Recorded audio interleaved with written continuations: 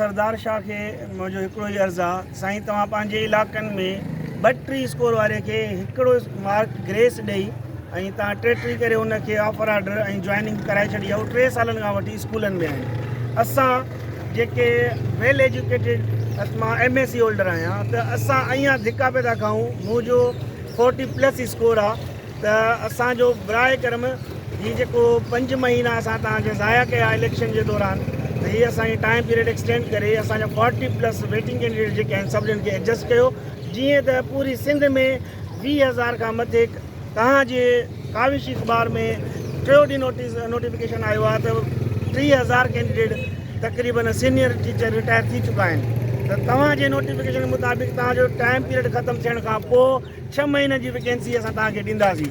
त तव्हां उहो ई वैकेंसी असांखे ॾियो त असां पूरी सिंध में 40+ हिकिड़ो कैंडिडेट मोकिलंदासीं।